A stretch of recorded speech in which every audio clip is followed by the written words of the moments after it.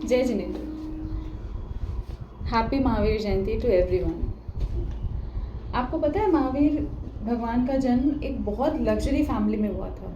उनके पास काफ़ी पैसे थे, बहुत रॉयल फैमिली में जन्म हुआ था उनका। बट फिर भी at a very early age of 30 he left his home, he left all the luxury, he left all his kingdom and went for moksha, ran on the path of spirituality to gain actual happiness, actual peace and actual happiness in his life. शायद वो जानते थे, उनकी soul इतनी enlightened थी, वो जानते थे कि ये जो मटीरियलिज्म है, ये जो पैसे हैं, इनके पीछे हम जो भाग रहे हैं, this is not real happiness, this is not real peace which we are finding for. आज के टाइम में अगर आप देखोगे तो बहुत से लोग इस चीज़ से परेशान हैं कि पीस नहीं है, खुशी नहीं है, हैप्पीनेस नहीं है। This is on the path of spirituality. He was the 24th तीर्थंकर ऑफ जैनिज़्म। लास्ट तीर्थंकर थे महावीर भगवान, और वो हमको ये कुछ खास बातें सिखाते हैं। आइए उनके बारे में बात करते हैं। जो सबसे पहली चीज़ वो हमें सिखाते हैं वो है अहिंसा परमो धर्म, कि अहिंसा आपका सबसे पहला धर्म होना चाहिए। आपकी वजह से किसी और को तकलीफ नहीं होनी चाहिए। We should not do anything, we should not say any word, we should not react in such a way, we should not act in such a way that a different person, that a second person gets hurt from us. ऐसा कोई काम मत करो जिसकी वजह से आपको खुशी मिल रही है बट सामने वाले को दुख पहुंच रहा है। दूसरी अच्छी चीज़ जो वो हमें सिखाते हैं वो है सत्य। Hardest but very important.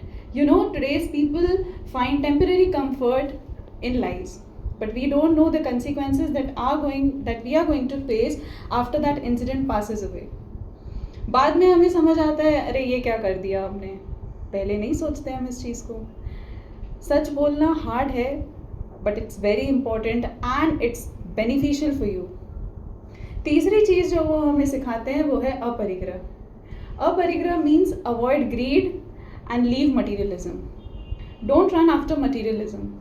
I don't say we don't need anything. We live in a world where we need everything. We need money, we need luxury, we need cars, houses, everything we need. But that's not all. ऐसा बोलते हैं ना कि money बहुत कुछ है but सब कुछ नहीं है।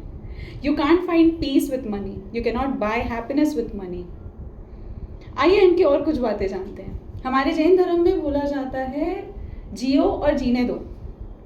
It's a very simple statement if you see, but it has a deeper meaning. ये आपको बताता है कि why it's important to think about others, why is it important to not do something so that you don't hurt any other living being on this earth. ये earth सबके लिए है।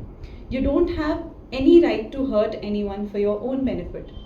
Also अगर आप किसी और के बारे में नहीं भी सोचो, अगर आप खुद के बारे में भी सोचते हो, it's not beneficial for you, you are attracting a bad Karma.